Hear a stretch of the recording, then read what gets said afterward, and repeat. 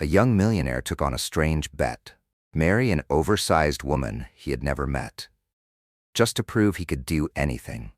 He thought it would be an easy game until they started living together, and it was she who shocked him in a way he never saw coming. Before we jump into the story, tell us a little about yourself. Where in the world are you listening from? And what time of day do you usually tune in? Leave a comment to let us know. It helps us create content that feels more connected to you. Now then, let's dive into the story of a bet that seemed harmless at first, but ended up changing one man's life forever. Daniel Blake never turned down a challenge. To him, life was just a series of bets: business, reputation, women. Everything could be won if you knew when and where to place the right wager. He didn't believe in luck, only in winning. That night, at a lavish wedding in the heart of Chicago, he stood among glasses of wine and polished laughter like a general surveying the battlefield. The crowd was still murmuring about Daniel's latest deal, a move that had taken down several rivals. He was always the one who came out on top. Vincent, Daniel's college best friend, clinked glasses with him, wearing a smirk that was half mockery, half dare. "You really are the champ, Dan, but I bet there's one thing you'll never be able to win." Daniel tilted his head, one eyebrow raised. "And what's that?" Vincent took a sip of wine, his eyes gleaming like he was about to strike straight at Daniel's pride. "Marriage, but not with someone who fits your definition of perfect. I'm talking about a woman completely outside your type. Not pretty, not slim, not high society. I mean an ordinary, overweight girl. Someone who doesn't need you, doesn't fawn over you." Daniel laughed, thinking it was a joke. But Vincent didn't laugh with him. "I'm serious. I'm betting you. If you marry her and actually live with her for a real stretch of time, no walking out, no divorce, no cheating, I'll wire you $1 million. If not, you lose." A brief silence passed. Daniel rested his chin on his hand, eyes narrowing. $1 million? The money's just part of it. The real prize is your pride, Dan. So are you in? There was something in Vincent's tone that made Daniel pause. It wasn't about the money. It was a personal dare. Vincent knew exactly where to hit Daniel's ego. Daniel nodded slowly. "I'm in. Send me her info." 3 days later, Daniel received a file on Emily Carter in his private inbox. No photo attached, just a few short lines. High school teacher, 29 years old, independent, not looking to change her life, straightforward, uninterested in money. His curiosity flared. Daniel loved control, and predictable people made the game easier. But this time, everything was a blur. An overweight, independent woman who didn't want to be rescued by him? He'd never met that type, and that made him want to win even more. The first meeting was set at a quiet cafe on the west side of the city. Daniel waited in a dark suit, polished and confident as always. When Emily walked in, the entire room seemed to pause for a strange, silent moment. She wasn't like anyone Daniel had ever dated. She wore a plain olive green dress, so simple it looked like she hadn't even tried. She was overweight, not slightly, genuinely, but there was no hint of insecurity on her face. She held her head high and walked to his table with the calm confidence of someone who had initiated the meeting herself. "Daniel Blake?" she asked, her voice steady, neither soft nor sharp. "Emily Carter," he replied, standing up and offering his hand. She shook it, firm, strong, and sat down without glancing around to assess the place. "No need to dance around it," she said. "I know about the bet. I know who you are, and I still chose to come." Daniel was caught slightly off guard but kept his expression flat. "So, what's your reason?" Emily paused for a beat. "I have personal reasons, and I want things clear from the start. I'm not something to be claimed. 5 months means 5 months. I'm not here to fall in love, I'm not delusional, and I'm not expecting anything. After that, we go our separate ways." The calm in her voice caught Daniel off guard. Instead of feeling in control, he felt like the one being handled. She was setting the rules. "Do you always speak this directly?" "No time for games, Mr. Blake. I'm fat. I know. I don't need reminders. If you're expecting me to try and change just to earn your approval, you might want to walk away from this bet right now." Daniel looked at her for a long moment. Something hard to define had stirred inside him. Not emotion, not attraction, but a feeling of being pulled in. And for the first time, he realized this might not be the easy game he thought it would be. And the woman sitting across from him wasn't just another piece on the board. Daniel drove home with a strange feeling he couldn't name. Before, he thought it would be simple. Meet her, marry her, put up with it for a while, then walk away. But after meeting Emily, that simplicity had shattered. She didn't need him, she didn't ask for anything, and she gave him no leverage, no power to hold on to. That night, Daniel sat in his office, the city lights from the high-rise casting a soft glow across his silent face. On the desk lay the civil marriage paperwork his assistant had prepared. A simple formality, yet now it felt like signing into something completely outside his control. Emily emailed him, short and to the point. I agree to the marriage under the original terms. 5 months. I don't want anything beyond that, and I won't allow you to interfere with my work or personal life. I'll cover my own expenses. If you accept, I'll see you Saturday at the city hall. Daniel read it over and over again. No one had ever spoken to him like that. A woman with no fame, no status, not to mention overweight, was addressing him as an equal, maybe even a little commanding. It threw him off, and that confusion, it only made him more drawn in. Saturday morning, Daniel showed up early. He wore a gray suit, blue tie, sharp and polished, like always. But today the outfit felt almost too formal for the plain setting and the strange wedding that was about to happen. Emily arrived right on time, neither early nor late. She wore a loose dark blue dress and carried a stack of papers. No flowers, no rings, no wedding gown. Just the same calm eyes and clear voice. I printed the agreement. We'll sign it before the marriage registration. Daniel took the papers and skimmed through them. The terms were familiar. No interference in personal life, no physical intimacy, no sharing of assets. After 5 months, automatic termination with no claims from either side. You always this prepared? Daniel asked, half joking, half serious. Emily didn't smile. I'm not used to living off expectations. I need clarity. And if I don't sign, then I go home. No one's being forced into this. Daniel signed. In the quiet office of City Hall, 2 strangers became husband and wife with the stroke of a pen. No witnesses except for the clerk. No congratulations, no hugs, no kiss. When the signing was done, Emily said just one thing. I'll move in next week. I can rent a folding bed if it's not convenient to set up a separate room. Daniel stood still for a moment. All the scenarios he'd imagined, her being gradually drawn to the wealth, dazzled by the luxury, now felt embarrassingly naive. Emily didn't let him influence anything. She hadn't let him into her space, literally or figuratively. That afternoon, he drove aimlessly around the city. Traffic lights blinked red, then green. Crowds bustled. Couples held hands under the pale sun.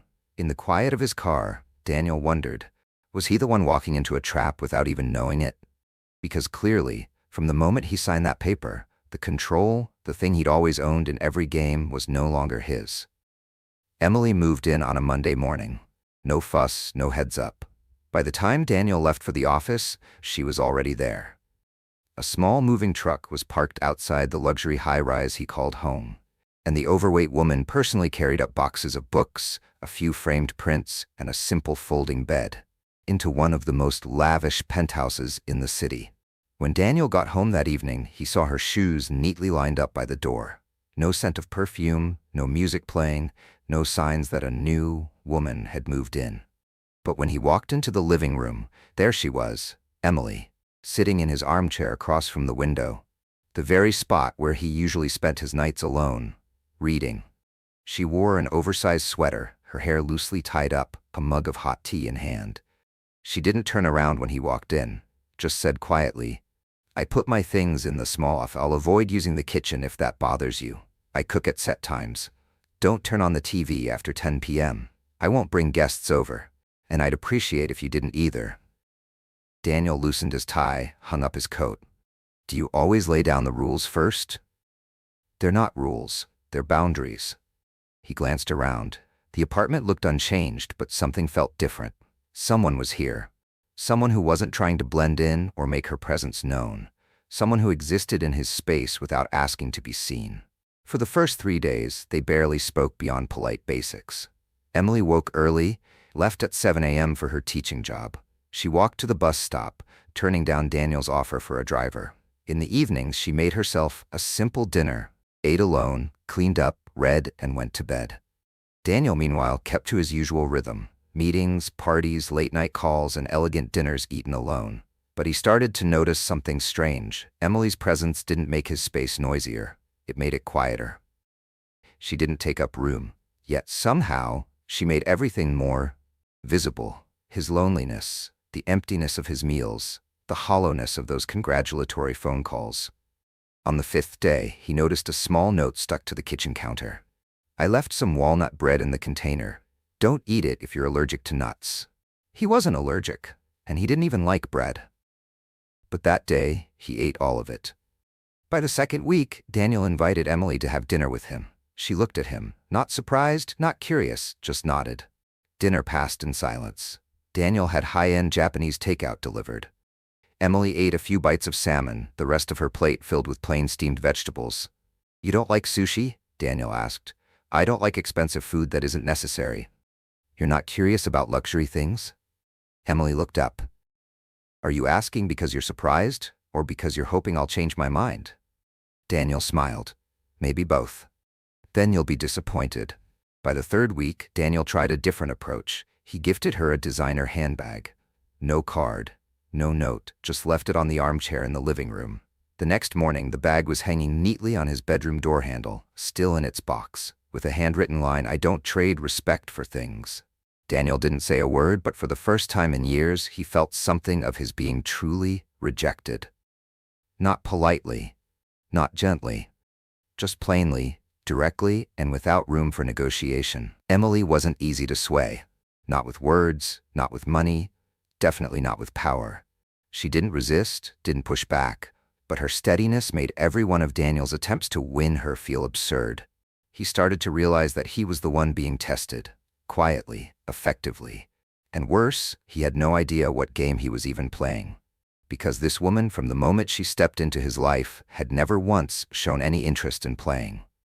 Daniel was starting to feel unmoored. Ever since Emily moved in, he'd expected things to follow the script he'd laid out. A few weeks of adjustment, then she'd start to appreciate the comfort he offered, slowly rely on his presence, and eventually soften.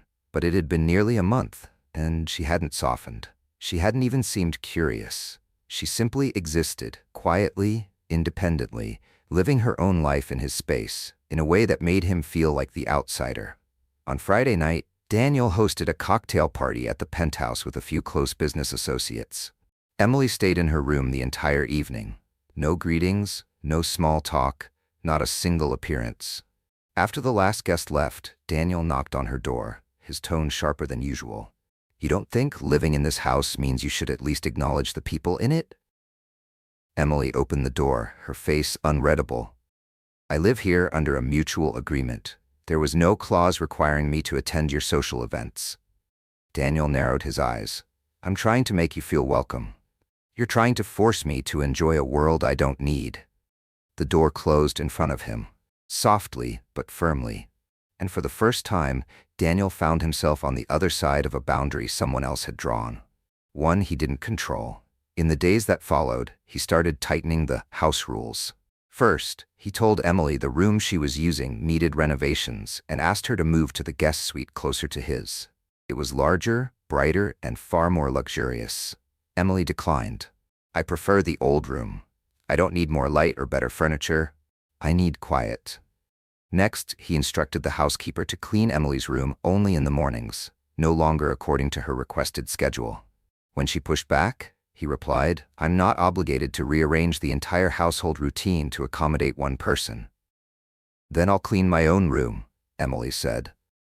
And she meant it. By the next day, she left the cleaning room key neatly on the kitchen counter. Daniel started to feel irritated by her independence. He was used to being needed, used to grateful looks, quiet admiration from the women in his past, women who could be moved by a single dinner at a 5-star restaurant. But not Emily. She didn't react. She didn't want anything from him, and that made him feel invisible in his own home. He tried to interfere with her work, called the school, offered to sponsor an educational fund, and subtly suggested they reduce her teaching load. When Emily found out, she came home without a word, set her bag down on the table, and said, "If you interfere in my job one more time, I'll leave. No need to wait 5 months." "You threatening me?" Daniel asked, his voice dropping. No, I'm setting a boundary. This isn't a game you get to play your way. He felt the shift. The roles had flipped. From being the one who set the rules, he was now reacting. Every time he tried to impose something, Emily took a step back, not to retreat, but to show him something simple and unnerving. Control means nothing if the other person refuses to be controlled. She didn't rebel, she didn't fight, but she held her ground. And that strength didn't come from loud words, it came from quiet certainty. No explanations, no validation, just presence. The quiet showdown peaked on a Monday morning. Daniel was getting ready for work when he saw Emily at the dining table, eyes focused on her lesson plans. "I ordered breakfast for both of us downstairs," he said, voice calm and low. "I prefer to cook for myself." "You live in a place with every convenience, and you still choose to do everything on your own?" Emily looked up. "Because that's how I stay grounded. The moment I start depending on you, I'll start becoming what you want, and I have no intention of losing myself." Daniel stood still. Anger rose in him, not because she defied him, but because she refused to give him the chance to matter. With everyone else, he was the one who defined the rules, who shaped the game. But with Emily, he was just part of the backdrop, someone who happened to share the same roof. He left the house that day with a gnawing sense of unease. Not because she had insulted him, she hadn't, but because, for the first time, none of his usual tools, money, influence, control, could make the other person bend. And that made him feel like he wasn't just losing the game, he was losing himself. Emily wasn't the type to talk much. She moved quietly, acted with precision, stayed clear of emotional entanglements. At first, Daniel thought that was what made her different. But the longer they lived together, the more friction they had, the more he sensed something deeper, moving beneath that calm surface. Something hidden, something powerful. And whatever it was, it rendered all his efforts to dominate completely useless. He started watching more closely, her gestures, her eyes, the way she reacted when he brought up things that seemed harmless, like investments, acquisitions, business wins. Every time he casually bragged about a past success, she'd go quiet. Her gaze would drift elsewhere. Her hand would grip her glass just a little tighter. That evening, Daniel came home earlier than usual. Emily was standing by the window, city lights reflecting off her unreadable face. She didn't turn around when the door opened, but she spoke immediately. "We need to talk." He took off his coat, set down his briefcase, caught off guard. "Now? Is something wrong?" Emily turned to face him, eyes steady. "You once said you don't like people who hide their cards. So tonight, I'm laying all of mine on the table." Daniel froze. "What are you talking about?" "The reason I agreed to this bet, the reason I chose to spend 5 months living with someone I have nothing but contempt for." The air seemed to lock up around them. Daniel stepped forward slowly, one hand braced on the back of a chair, eyes locked on hers. "I don't understand." "No, you do understand," Emily said, her voice calm and cold. "You're just not ready to admit it." She walked over to the bookshelf, pulled down a small box, and placed it on the table. When she opened it, there was an old photograph inside, a middle-aged man with a kind smile, standing in front of a small print shop. "My father," she said, without waiting for Daniel to ask. "He used to run a family-owned print shop in the west side of the city. It wasn't big, not modern, but it was his whole life. He worked himself to the bone, hired 3 employees, tried to pay them on time, kept up with the bank loans, and hoped he could afford to send me to college." Daniel stayed silent, not moving. Something sharp and unfamiliar stirred in his chest, tight, uneasy. Then one day, Emily continued, a new media corporation showed up. They opened a massive print facility just a few blocks away, slashed prices by 50%, undercut the market, and drained every client my father had. Within 3 months, his shop collapsed. He lost everything, the business, the house. We moved into a damp rental apartment. 2 months later, he killed himself. Her voice stayed steady, but her eyes were red. "Do you remember the name of that company, Daniel?" Daniel swallowed hard. He didn't need her to say it. In his mind, deal after deal flashed by. Mergers, price cuts, market cleanups like clockwork. He remembered one acquisition about 7 years ago. A small print company in the West End. He'd ordered aggressive underbidding, no negotiation, a calculated move to clear the path and secure market share. "Marshall Print Group," Emily said, her voice final. "A A company owned by you. Daniel couldn't speak. He looked at the photo on the table, then at Emily, as if hoping this was all some strange coincidence. But it wasn't. You don't remember, do you? She asked. To you, it was just a line item on a financial report. To me, it was my entire life, taken. She took a breath and continued. When Vincent told me about the bet, I volunteered. I asked to be the one. I wanted you to look at someone you once destroyed. 'Cause I wanted you to live beside a woman you would never conquer, never control, never buy. Daniel sat down, gripping the arm of the chair tightly. You did all this just for revenge? No, Emily said. Not the kind of revenge you're thinking. I don't want to ruin your life, that'd be too easy. I want you to feel powerlessness, to feel what it's like to not be in control, to be seen through and not needed. Daniel slowly rose to his feet, looking at her. So everything was planned from the start? Yes, she said. I entered this game so you could taste your own medicine, so you'd understand there are losses you'll never be able to count, because you've never cared about anyone but yourself. The room fell silent. Only the low hum of the ventilation system remained, blending with the pounding in Daniel's chest. He looked at her, the woman he once saw as a strange piece on the board, and suddenly realized he was the one being played. Not the player, just a pawn. Emily, he stammered. I didn't know. Exactly, she cut in. You didn't know, because you never cared to. Then she turned away, leaving Daniel standing there, crushed under the weight of a truth he couldn't unsee, and a question now echoing in his mind. Can any of this ever be made right? In the days that followed, the sprawling penthouse somehow felt smaller. The air between them wasn't filled with quiet tension anymore. It was something deeper, a silence heavy with remorse, a silence born from something broken, something no apology could fix. Daniel moved through the days in a state of quiet shock. He didn't make excuses, he didn't argue, he didn't try to escape the guilt.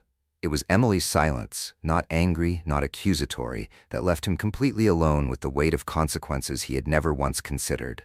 He started re-examining everything, every deal he'd once called a win. Every profit report he'd treated like a trophy. How many names, how many families, how many small shops like Emily's father's print shop had he buried under numbers, without a second thought? One morning, he stood in front of the mirror, tie still in his hand, unmoving. Instead of heading to the office, he sat down and typed a brief email to his assistant, taking a break, delegating full operational control to the management team. Do not contact me unless it's urgent. Then Daniel went into his study and reopened everything. Old files, past deals, the ones he used to strike through like tearing paper. The first thing he did was track down the families affected. No fewer than 10 names filled his personal notebook, pulled from the documents he had just reviewed. He hired someone to find their addresses, then went, unannounced, without a business card, without pretense. The first stop was the home of Mr. Jerome, a man who had once owned a small bookstore that went under after Daniel launched a discount book chain just a few blocks away. What do you want? Jerome asked from behind a rusted iron gate, eyes guarded. Daniel bowed his head. I'm here to apologize. The old man let out a bitter laugh. Can an apology buy bread? Daniel reached into his coat pocket and pulled out a signed check. No, he said, but I hope it helps reopen your store. Jerome didn't take the check, at least not right away. He just said, if you're doing this out of real remorse, don't stop with me. Daniel nodded, and the old man closed the door without another word, but he didn't hand the check back. Daniel kept going. At every address, he brought only 3 things: silence to truly listen, an apology without excuses, and a tangible act, sometimes a sum of money, sometimes a promise to reinvest, and sometimes just time. Just sitting there, hearing people speak about what they'd lost. Emily never asked, never intruded. But she knew. She saw him leave the house each morning and come home late. She noticed the scratches on his hands from hauling supplies to help rebuild broken storefronts. He no longer used a driver, no suits. He walked. He drove himself. He used his own hands, like he was forcing himself to touch what he used to destroy from a distance. One evening, Daniel came home with dried paint still clinging to his skin after helping restore an old cafe. On the dining table, there was a glass of orange juice and a small note. Drink this before you shower. You look like you're about to pass out. That was it. No signature. But Daniel knew it was from Emily. He picked up the glass and drank it all, and for the first time in weeks, something in his chest began to soften. The following week, Daniel organized a small gathering for the people he'd once harmed. Not in a luxury conference hall, but inside an old community library, one that had nearly been acquired and gutted by one of his past expansions. He stood in the middle of the room. No podium, no spotlight, no microphone. Just a man. Plain, unguarded, facing those he used to dismiss as collateral damage. "I'm not here to ask for forgiveness," he said. "I'm just trying to do what's right, starting with the smallest things. I spent too long believing success meant winning more. But real success is not costing other people their lives." No one clapped, but no one left. And to Daniel, that was the beginning of something real. When he returned home that night, Emily was standing on the balcony, looking out over the city. The lights cast a soft glow on her face, calm, steady, unchanged. He walked over and stood beside her, said nothing, just stood there. After a while, Emily asked quietly, "Did you do all this because of me?" Daniel shook his head. "No, you were the reason I started looking, but the rest I did for me."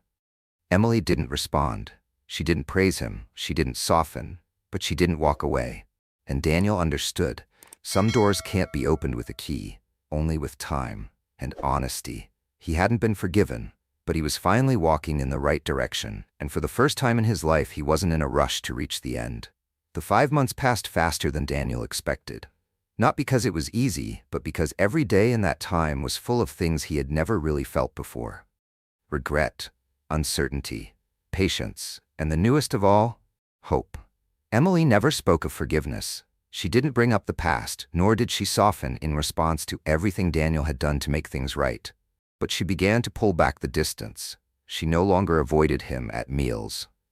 She started asking about the families he'd visited, at first just a few short questions, then longer conversations in the kitchen that stretched late into the evening. They weren't intimate. There were no held hands, no quiet touches. But between them, something else began to grow. The silence no longer felt like punishment. It became presence, something simpler than love, but stronger than fleeting emotion. Then came the final day of the agreement. That morning, Daniel woke up early. He made coffee for both of them, set a cup at Emily's usual seat at the table, and quietly stepped out onto the balcony. He didn't know what Emily would decide today. She hadn't said a word, hadn't given any signal. All he knew was this: if she chose to leave, he wouldn't stop her. Because real love doesn't cling, it only invites and waits for a willing choice. Emily walked into the kitchen around 8, a thin gray sweater, hair tied up. She saw the coffee, took a sip, then sat down and opened her notebook. Everything unfolded like a normal morning, except today was the end. After a moment, she spoke. "I've packed. I'll leave this afternoon." Daniel nodded. "I understand. You're not going to ask me why?" she asked, eyes still on the page. "I think you have the right to do what you need to." Emily was quiet for a moment, then set her pen down. "I'm not leaving because I'm still angry. I'm leaving because I need to know that everything you're doing will continue, even when I'm not here." Daniel turned to look at her.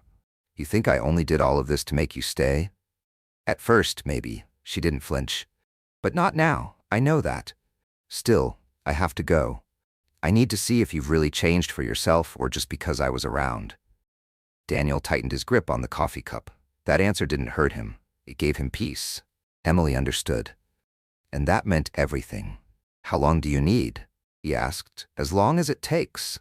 But if I ever come back, I don't want to find the man you used to be." Daniel nodded. "I won't be him, even if you don't come back." She stood. "Good. Then I'm leaving. But not abandoning, just stepping away." Daniel didn't walk her to the door. She didn't want a dramatic goodbye. She wanted peace. He stood by the window, watching as Emily stepped out of the building, pulling her small suitcase behind her. She didn't look back. She didn't wave. It was a quiet ending, but not a rupture. Just the close of one chapter, so another could begin, if it ever would. In the time that followed, Daniel returned to work, but in a completely different way. The big deals no longer excited him. He poured his energy into community projects, invested in small businesses, tried to rebuild the things he had once broken, with the same hands that had once torn them down. He never told anyone about Emily. She wasn't a story to brag about or a footnote to prove his growth. She was the wake-up call, the storm that shook him out of his illusion of power and control. Every morning, he still made 2 cups of coffee, one to drink and one to remember, the woman who once made him face himself. That autumn, when the leaves had just started to turn gold, the doorbell rang one late afternoon. Daniel opened the door, and there was Emily. Still Emily, but something was lighter in her eyes. No more guarded look, not quite forgiveness, but recognition. "I'm home," she said. Daniel didn't speak, he simply stepped back and opened the door wider. She walked in. No suitcase, no agreement, no conditions, just a person who had once left and now chose to return, because she knew he wasn't the same man, and she wasn't here to teach a lesson anymore. She was here to begin again, as someone new with someone new. This time there were no rules, no countdown, no wager, only choice. And to Daniel, that was the most beautiful kind of ending, because it wasn't an ending at all. It was the beginning of something real. And for the first time in his life, he didn't need to win to feel he was right. Some relationships begin with a lie, but end in truth. Some people only learn to live honestly once they've lost the illusion of control. Daniel Blake was once the symbol of power, of limitless success, until he met Emily Carter. The woman he thought was a weak piece in a game he had designed. But she was the one who woke him up, who shattered the armor he had worn all his life. Not with anger, not with revenge, but with boundaries, with clarity, with the quiet refusal to let anyone else define her worth. Change doesn't come from pressure.